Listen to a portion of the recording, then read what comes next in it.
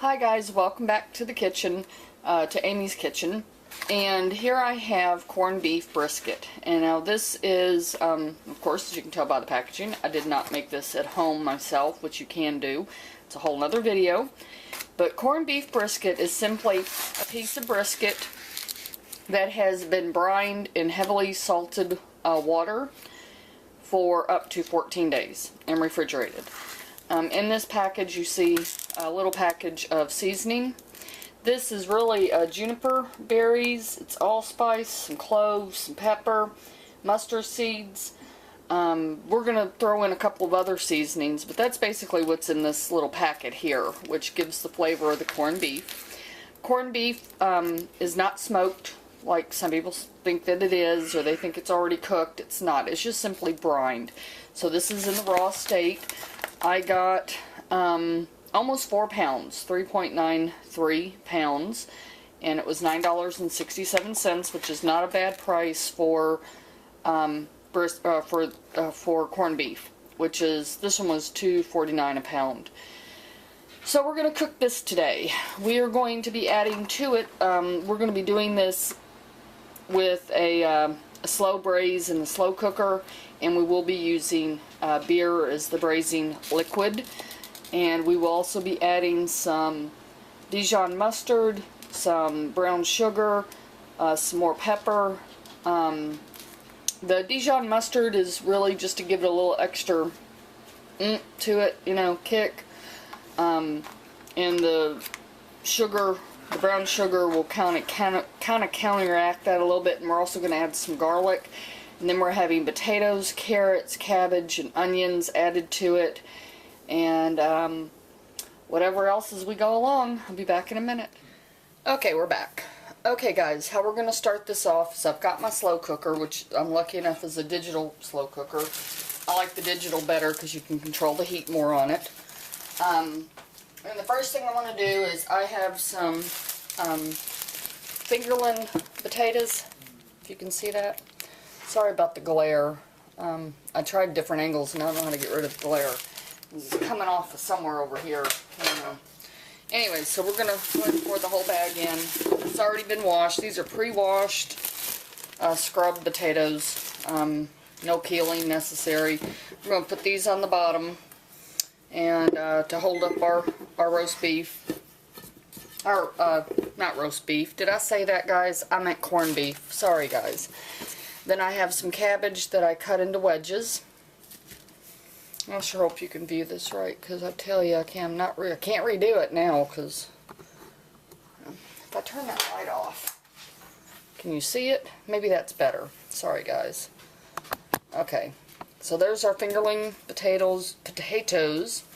I'm going to put our cabbage in. Quite a bit of it, because the boys love it. Okay, so I'll put actually some on the bottom here. Well, I think we're going to take that one off and put a smaller piece in on this side. I'm trying to kind of keep the center open. And we're going to add our, actually I'm going to add a little bit of, if you don't have this, don't worry about it, it's just ground mustard to kind of flavor the vegetables a little bit. And I'm going to go ahead and throw in a couple of whole cloves, just for some extra flavor. Now, whole cloves are in, these are also in that little seasoning packet you're about ready to see. I'm just going to toss in a couple of these. Then I have a couple of bay leaves that I'm going to throw in. Hope you can see all that. This is our brisket. I meant to tell y'all also, what they brine this in is called saltpeter. It's also known as sodium nitrate. They no longer, well, they still use it for the corned beef because that's how they can brine it for so long. But, and by the way, you pour in all the juice, it's perfectly fine. It's just the flavoring. And then we're going to take out our little salt packet that comes into it. Salt, seasoning, you know what I mean. Let me wash this off so I can open it. And you can get a better view of it. Anyways, so if you were to make this at home, corned beef from a real brisket, like this is a fake one, make it from raw brisket that hasn't been brined, you want to brine it yourself, you would have to get saltpeter to do it. Well, if you don't, the saltpeter is what gives it this red look to it. Even after you cook it, it's still going to look red, and that's what does that. Now this is the seasoning packet that has the juniper berries and has allspice and all the other stuff, the cinnamon and all that stuff I was telling you about. So we're just going to sprinkle this on top. It doesn't really matter, all the vegetables are going to kind of shrink. And so this will get down into here, kind of pull some of the pieces away so it does sit a little bit further down than what it is. Okay, get my towel here and wipe my hands off. Okay, now to this, we're going to go ahead and add some Dijon mustard. You can use white mustard.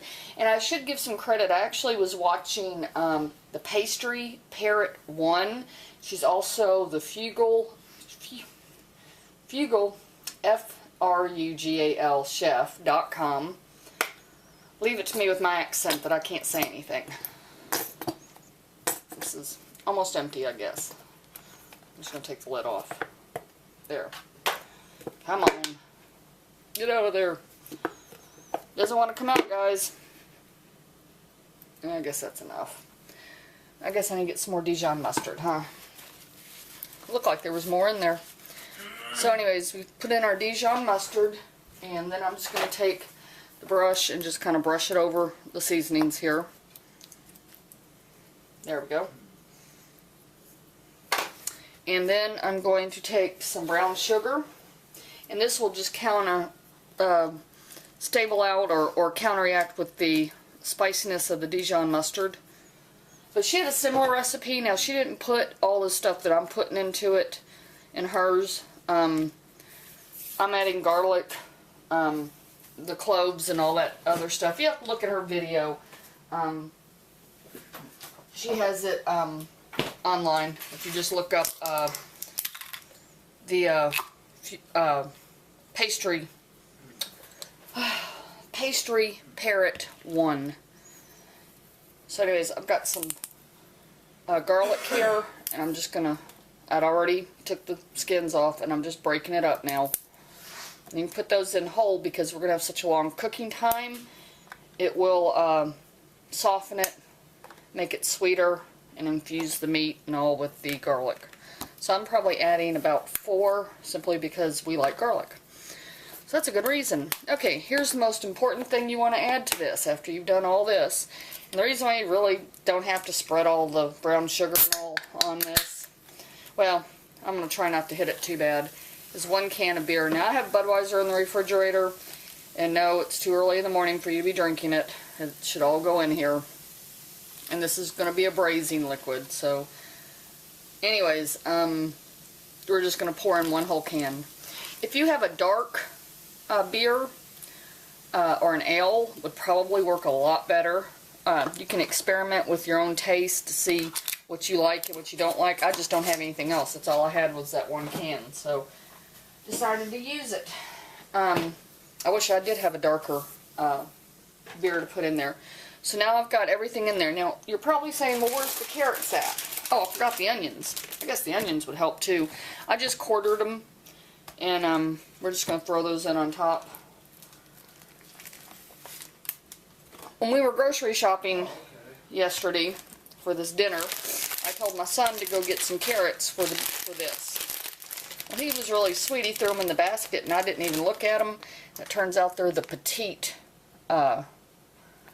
sweet petites. But they're so small that if I put those in right now, after 5 hours of cooking on high heat, it's going to be mush. We don't want mush, of course. So, right now I'm going to leave these out, and I will put them in later. Now, how long do you cook this for? If you're doing high heat, you want to do at least 50 minutes per pound.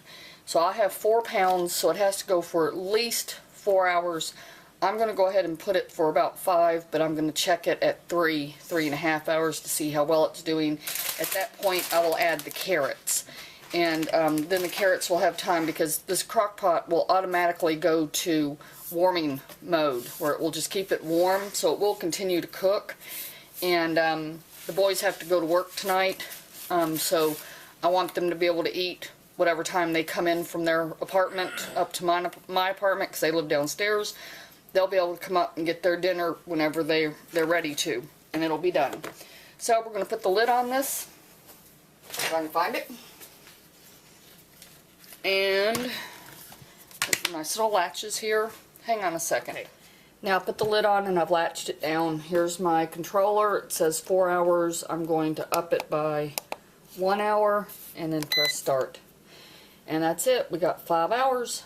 And so we'll see how it goes. There it is. It looks pretty. So we'll be back.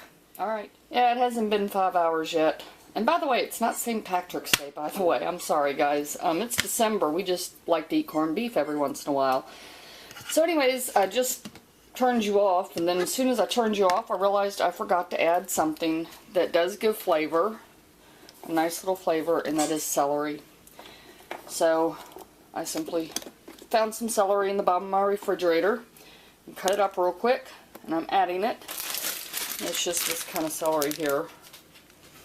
So I always get mine pre-done so I don't have to mess with it. So anyways, we're going to put the lid back on again.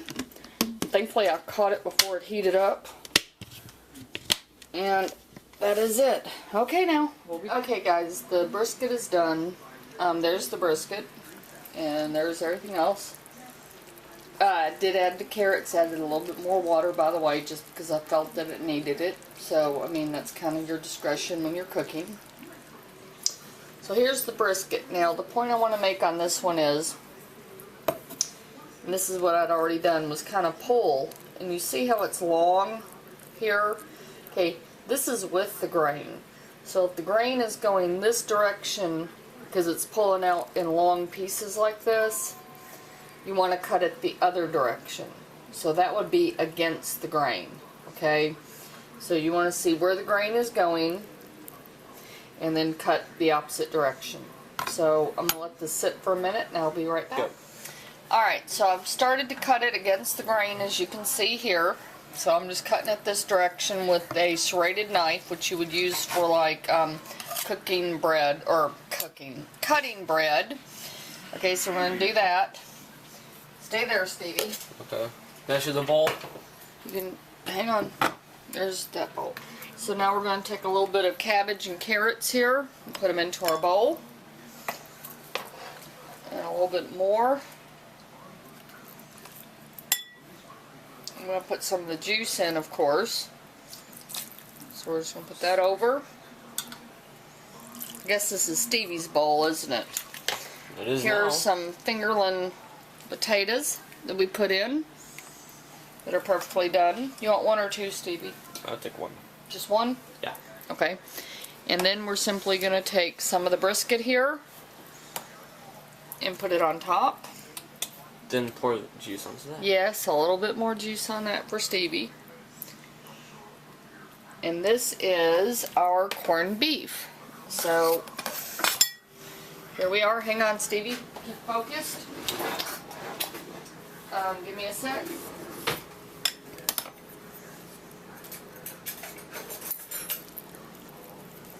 What are you doing with the big fork? Dude, Come you couldn't on. wait a minute?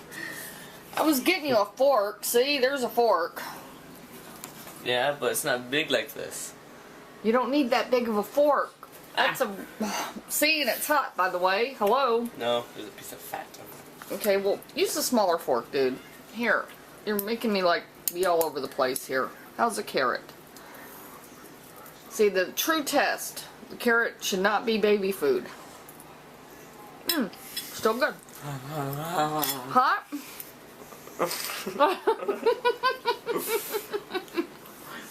Alright, guys. This is our beef brisket with all the trimmings. Stop. Alright, guys. Live, love, and eat. Bye, guys.